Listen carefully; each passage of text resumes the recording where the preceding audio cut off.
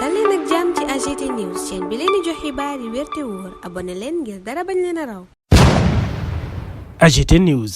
Bismillah daleen ak jàmm ci AGT News. Assemblée nationale soobu na ci mbiram fond covid yi. L'observateur mi nu ko yegge ma nga noy xamal ne àllarba tey jii ñaar fukki fan ak ñetti weeru avril ci la njiital assemblée nationale El Malick Ndiaye convoqué bureau assemblée nationale booba ngir yëgal leen saisinu parquet ñeel ubbiteg procédure de mise en accusation wu ñaari ministre yu woon Mansour Faye ak Moustapha Diop. Journal bi ne ñooña ca kanamu haute cour de justice lañu leen war a yóbbu àtte leen ndax njortu ne dañoo taq lool ci mbiram fond covid yi. Yéene kaay bi ne beneen réunion it ñi ngi koy waaj muy bu conférence des présidents ñu war a jàpp calendrier wu liggéeyub assemblée nationale ngir càmbar yooyele dossier. Point actu dikk ci haute cour de justice mooma ne dekkalaat nañ ko ñaar fukki at gannaaw bi mu fi àttee Idrissa Seck ci atum 2005. Yéene kaay bi fàttali ne mbiram chantier Thiès yooya idéen ci génnee woon ak non lieu. Point actu ne bii yoon nag juróomi ministre yu bokkoon ci nguuruk Macky Sall la ñuy yóotu. Yéene kaay booba ne leer na ni moom seen mise en accusation danañu ko wote ndax majorité ba ca assemblée nationale di majorité Pastef. Yéene kaay bi ne xel xalaatul ñuy bañ a wote loola ndax ñoom ñépp daanaka danoo gëm ne gaa yi fi ne woon Mansour Faye rawatina lu ñu leen waxal ñoo ko def. ñeneen ña haute cour de justice jàppoon ne la ñu leen waxal ñoo ko def ba taxoon ñu daan leen. Yéene kaay baa ngay fàttali ne Mamadou Dialak ñiñ ko boole woonal tëj atum 1963 ca la leen Senghor doon toppe topp gi assemblée nationale bëgg sumb ñeel fond covid 19 yi nag le témoin na mu ko gisee mooy la mise à mort des ministres de Macky lancé loola la boobale yéene kaay wax ci xëtam gu njëkk yor bi ci xëtam gu njëkk ma ngay wax ca fond force covid yooye waaye di ñu xamal ne direction générale de la comptabilité publique et du trésor it rapport cour des comptes bi def koo joxoon ci juróom fukki milliards yuy teg juróom benn ak ay millions yu bari. Journal bi ne booba lépp koppar dafa ne mes ne menteng. Yéene kaay biy laaj ana lu tax parquet général tuddul ministère des finances et du budget ci ministère yi nu joxoon ci booba lépp rapport. Keneen ku rapport bi joxoon di ex d'âge ministère de la famille. Yéene kaay bi di libération ne libéré nañu ko gannaaw caution gu mu joxe d'âge ministère développement industriel ba woon ak Bamba Amar. Yéene kaay ba ne ñoom kaso lañu leen yóbbu démb. Le quotidien xabaar ñu ne démb lañu séddale mandat de dépôt ak bracelet électronique yu njëkk ci mbiram fond covid yooyu. Journal bi ne Aliou Sow daaju ministère du développement communautaire ga woon lay naa ki avocat am ci ceeb bi nu ko doon tuumaal ne daf caa def surfacturation maanaam yokku njëkk ya googale coowal ceeb ci mbiram fond covid yi moo tax journal bu Madiambal Diagne gi ci xëtam gu njëkk ne la justice en rit ñeneen ñu justice rëq seen ndigg. L'observateur ne mooy waa anam moo daaf ba kaso lañu ko yóbbu fa la fanaan biig fournisseur yi moom yéene kaay bi ne joxe nañu lu ëpp genn wàlla milliard ngir mucc ci kaso. am na ñeneen ñu ñuy topp ci mbiram mooma lépp mbir di formation yoo xam ne defaluñu ko kenn maanaam xaalis ban ca waroon na def dañ koo tëgg wëndeel. retour de parquet la ñu am. libération ne ci mbiram marché fictif yooye ca anamoo kenn ki nu ci tudd di fournisseur Ndeye Maguette Thioune moom femme d'affaires beeg yeneen i fournisseur yéene kaay bi ne caution yooye ñu joxee leen may liberté provisoire daaf ba woon Omar Ndiaye moom yéene kaay ba ne mandat de dépôt lañu ko fëgg kaso la fanaan biig booba lépp journal noppi ca loola dellu si ci cambriolage ba amoon ca direction informatique bu trésor public yeggee ñu mbir yu doy waar yu enquête bi fësal. Journal ba ne guddi ga yëf yay am maalaw mi nga xam ne daa meloon ni ku miin lool bërëb ba moo doon tegtal Matar Sall ci téléphone di ko wax ordinateur yam ko war a jëlal fa mu nekk ca deuxième étage. Gannaaw loola yéenekaay bi ne maalaw moo ñëwal boppam waruk moto jël si ordinateur yenu ko sàccal boori 5 heures du matin. Journal bi ne ba mu noppee ca loola nag ca la organiser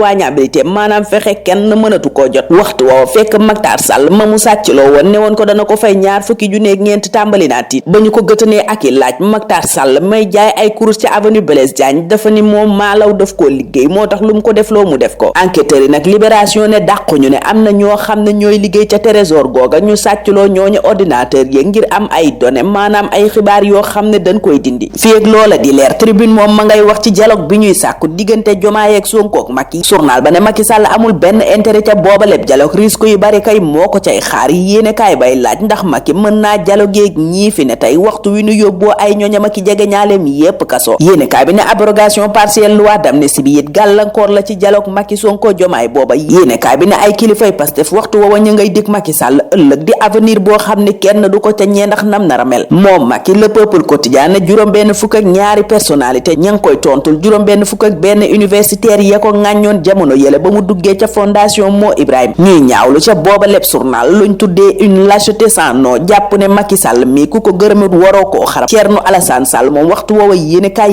yépp yeggeenu xarab gi mu góontoo démb ci nguurug Pastef. L'info ne moom kay tableau bu ñuul ku la leen peintural. Le Peuple Quotidien ne Thierno Alassane Sall kay ñetti baat yii la sànni waa Pastef démb nee na danoo tële bari wax boole ci soxor. tax la Dakar waa ne taas kay taxawaayu bulldozer la amee démb dalee nu ne ci kaw Pastef. ca Les Échos Thierno Alassane Sall ngay défiéti Ousmane Sonko ne noppi na ngir débat ak moom fu mu ko bëggee ak nu mu ko bëggee mu ni Ousmane Sonko na tànn bërëb ba waxtu wa ak làkk bi mu bëgg ñu defee ci boobaleb débat. waxati ca boobaleb journal moom Thierno Alassane Sall ne ñi jiite réew mi tey danoo tële bari wax boole ci soxor. Walf Quotidien ne taas kay tas na projet bi ca boobaleb yéenekaay moom Thierno Alassane Sall ma ngay jukki jafe-jafey koom yi Sénégal di jànkoonteel ne koom gi ci boppam moo taxaw CDE mu ne ñetti weer a ngi ni fay ñuy salaire juróom benn téeméer ak juróom fukki ni dàq nañu leen ca CSE. Eiffage moom Thierno Alassane Sall ne fi mu ne France lay wuti jee xaalis gum fayee liggéeykatam yi ci Sénégal waaye gannaaw tontu du forox. Walf Quotidien ne waa Pastef neenu tey jii danañu tontu Thierno Alassane Sall mooma. Tidiane Thiam ma bëggoon bokk ci élection présidentielle bu Côte d'Ivoire moom Sud Quotidien ak yeneen yéenekaay xabaar ñu ne seppi nañ ko ca ndax ca liste électorale ya lañu ko raje jàpp ne amatul nationalité ivoirienne. Laas nag la mu gis ca loola mooy Ouattara ngay fowey almet ndax duggati na ci mbiram bokk nga fekk bokkuloo fi jëm ci élection présidentielle yéenekaay bay fàttali ni loolaa taaloon Côte d'Ivoire. Enquête ne Ouattara kay yeewaat na les démons de la division la tasoon Côte d'Ivoire yéenekaay bi ne moom la Ouattara mooma dekkalaat. waaye ca l'Indépendant Tidiane Thiam moomaa ngay artu Alassane Ouattara naan radiation bii du ko nangu tey du ko nangu ëllëg ndax teguwul ci daray justice maanaam injustice képp la. Tribune ne moo ne justice réew mooma di Côte d'Ivoire moo santaane ñu raje Tidiane Thiam ci liste électorale yi ndax newatu ca. Réew mi Quotidien ne danoo jàpp ne Tidiane Thiam ñàkk na nationalité ivoirienne am keroog ba mu amee nationalité France ci atum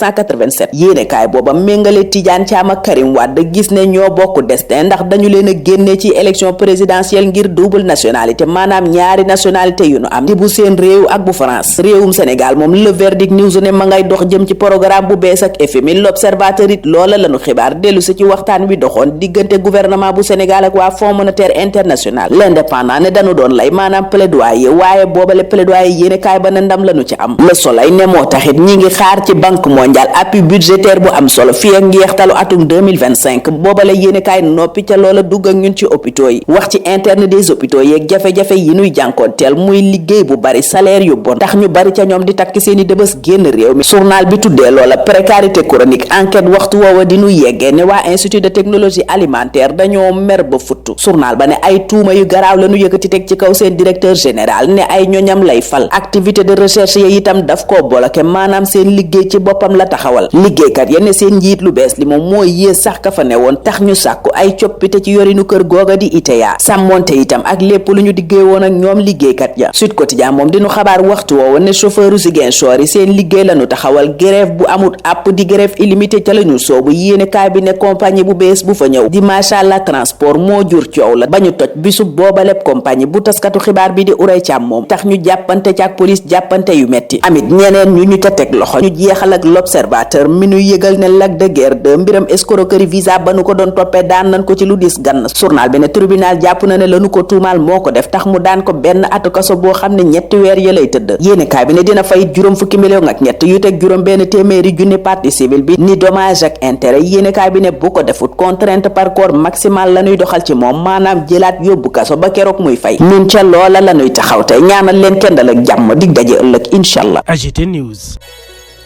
nga ni sa karaw dafay wow di ruus wala nga bëgg tàggoo ak leel cosmétique bio by Carré Nature indil na la crème 100% bio ñu defari ko ak ay produits yu naturel façon karaw bu nekk mën na ko utiliser yow mi ci bëgg nag wooteel gaaw ci 77 588 94 80 wala nga woote ci 76 776 85 96 ak Carré Nature daal problème mu karaw jeex na ci mim réew.